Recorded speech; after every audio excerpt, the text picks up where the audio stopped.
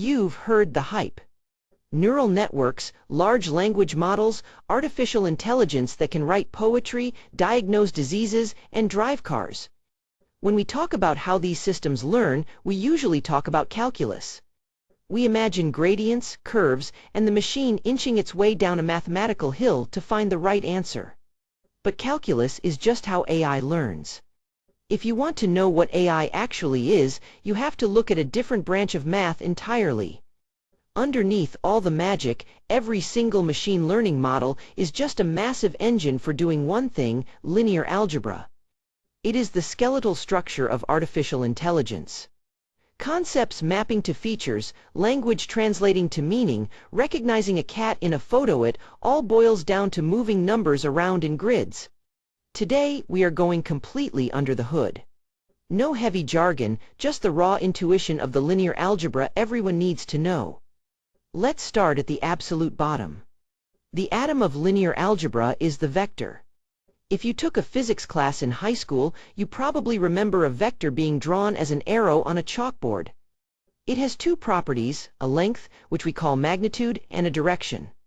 If you throw a baseball, the vector describes how fast it's going and where it's headed. You can add two vectors together by sliding the tail of the second one to the tip of the first, creating a brand new vector. This visual geometry is incredibly useful. But there's a small problem. When we get to machine learning, visualizing arrows pointing in space breaks down very quickly. A baseball flies in 3 dimensions. A modern artificial intelligence model might think in 10,000 dimensions. Try drawing an arrow in a 10,000 dimensional space. It simply doesn't work. So if we can't draw them as arrows, how does a computer see a vector? Simple. A vector is just a list of numbers. That's it. In Python, it's an array. If we describe a house, we might create a vector with 3 numbers: the square footage, the number of bedrooms, and the price. That is a 3-dimensional vector. If you take a digital photograph, every single pixel has a brightness value.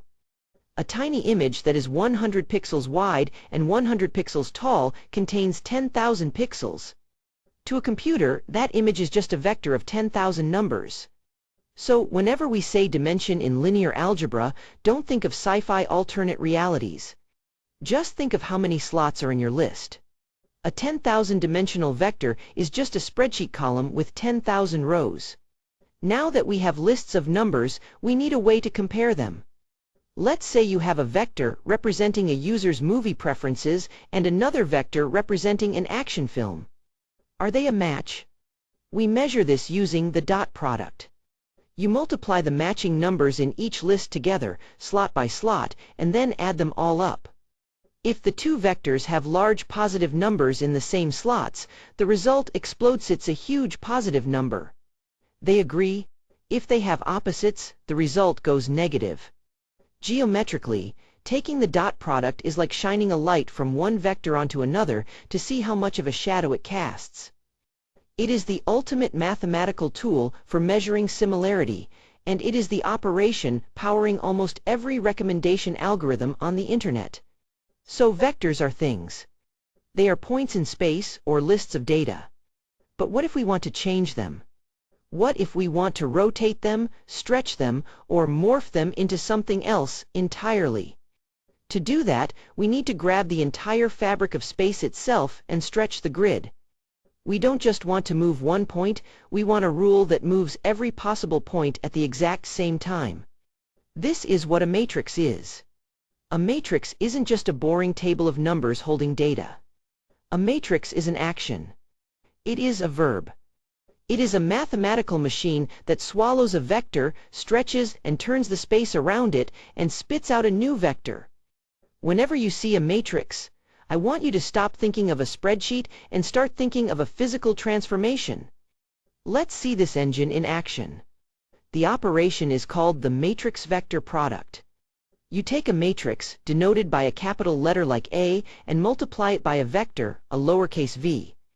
The math is beautifully simple. The matrix A contains a few special column vectors. These columns act as the anchor points for our new, stretched reality. When you multiply a times v, the numbers inside v just tell the system how to mix and combine the columns of a. The result, which we can call w, is where your original vector ends up after the universe gets warped. If you feed thousands of points representing an image into a matrix, the entire image will skew, rotate, or compress based entirely on the numbers living inside that matrix. Now, matrices can't just bend space any way they please. The linear in linear algebra means they have to follow strict rules. First, the origin, the 0 point in the dead center of the graph can never move. It must stay anchored. Second, all the grid lines must remain perfectly straight and evenly spaced after the transformation. No curving, no warping into squiggles.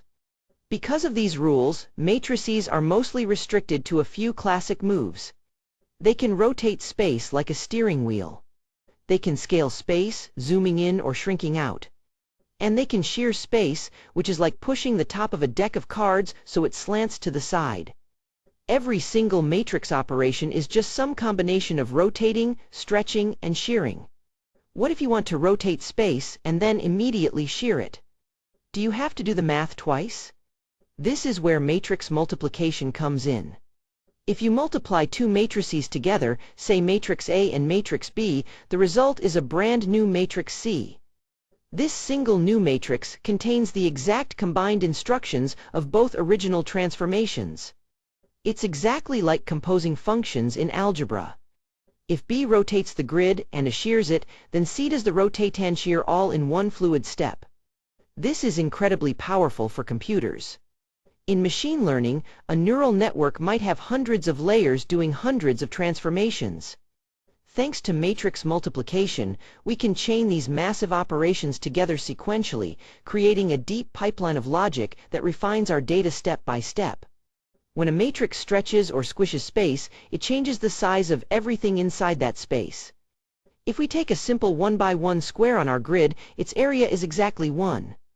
After a matrix transformation, that square will be pulled into a slanted shape called a parallelogram. How much did its area change?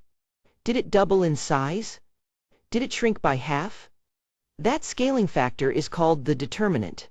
For a 2x2 matrix with entries A, B, C, D, you calculate it simply as a times D minus B times C.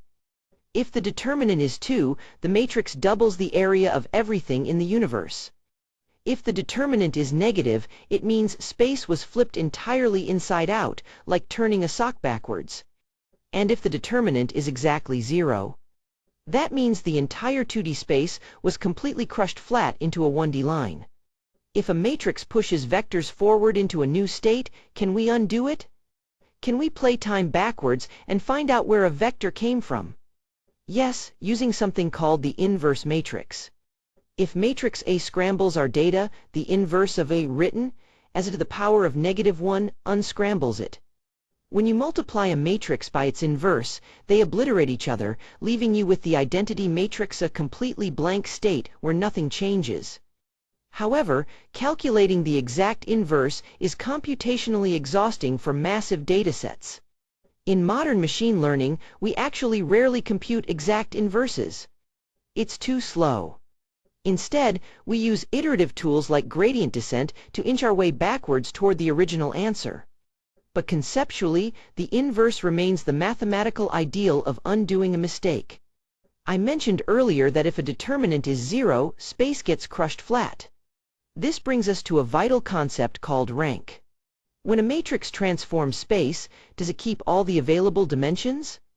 If you start in 3D space, and the matrix turns everything into a flat 2D pancake, we say that matrix has a rank of 2. The column space is the entire geometric area that your matrix can possibly reach. If your machine learning model is trying to solve a 3D problem, but the weights have collapsed into a rank 2 matrix, the model is physically blind to the third dimension. It can never output a solution outside that flat 2D pancake. In AI, maintaining a high rank means your model has a vast, expressive imagination. A low rank means the network is severely bottlenecked. During all this rotating and shearing, almost every vector gets knocked off its original line. If a vector was pointing straight up, the matrix might bend it pointing right. But, remarkably, for almost every matrix, there are a few special vectors that never get knocked off their line. They might get stretched longer, or squished shorter, or flipped backward, but their core direction survives the storm perfectly intact. These magical lines are called eigenvectors. And the amount they get stretched or squished is a number called the eigenvalue, represented by the Greek letter lambda. Eigenvectors act as the true axes of the transformation.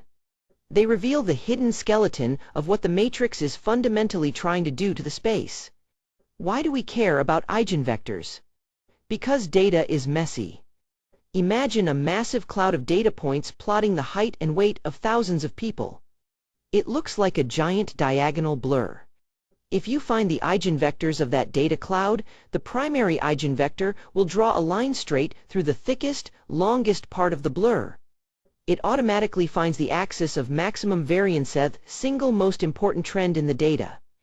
This technique is called principal component analysis, or PCA. By throwing away the weak eigenvectors and keeping only the strong ones, machine learning models can compress complex, noisy data down into a tiny fraction of its original size without losing the big picture. Eigenvectors are great, but they don't work for every matrix. Luckily, there is a master equation, arguably the most important theorem in applied linear algebra, singular value decomposition, or SVD. SVD proves that absolutely every matrix, no matter how weird or rectangular, can be broken down into three perfectly simple steps. First, you rotate the space. Second, you stretch it along the basic axis. Third, you rotate it one last time. That's it. The formula says m equals u times sigma times v transpose. The SVD acts as an X-ray machine for matrices. It reveals exactly how a neural network is warping data, pulling out the distinct rotation steps and the core stretch values, letting engineers simplify massive models easily. So why does a machine learning model need all this? Let's look at a neural network. A neural network is built of layers of artificial neurons.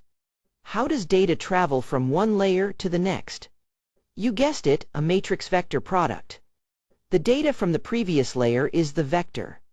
The connections between the neurons, called the weights, form a giant matrix. By multiplying the weight matrix by the data vector, the network transforms the input. It then applies a small nonlinear tweak, like turning negative numbers to zero, and passes it to the next matrix. The network learning over time is literally just the computer adjusting the values inside those matrices so they stretch and warp the data into the exact right shape to get the correct answer. What about large language models like the one powering ChatGPT? They use a mechanism called self-attention. When the AI reads a sentence, it assigns a vector to every single word. To understand the context, the model needs to figure out which words are paying attention to which other words. How does it measure how much two word vectors agree? It uses our old friend, the dot product. The attention mechanism literally calculates the dot product between a query vector of one word and a key vector of another. If the dot product is high, the words are related and the network combines their meanings. The intelligence of modern chatbots is simply billions of dot products happening in parallel, measuring geometric alignment between words. Linear algebra isn't just for text. It's how AI sees the world. When a computer vision system analyzes an image, it uses something called convolution. It slides a small grid of numbers, called a kernel, over the larger image grid. As it slides, it repeatedly computes the dot product between the kernel and that small patch of pixels. If the kernel is looking for horizontal lines and the image patch has a horizontal line, the dot product spikes. The entire process of image recognition, detecting edges, then textures, then ears, then a cat's face, is nothing more than matrices sliding over vectors, calculating dot products, and feeding the outputs into the next matrix. So the next time you use an AI tool, look past the interface. When it generates text, it is multiplying massive matrices. When it understands a concept, it is projecting high-dimensional vectors. The thinking of the machine is just geometric transformations, spaces stretching, lines aligning, ranks collapsing, and eigenvectors holding steady. Linear algebra is not just a prerequisite math class for computer scientists. It is the literal operating system of reality, now being used to teach sand how to think. By understanding vectors, dot products, matrices, and how they manipulate space, you now understand the fundamental language of artificial intelligence. Thanks for watching and keep exploring.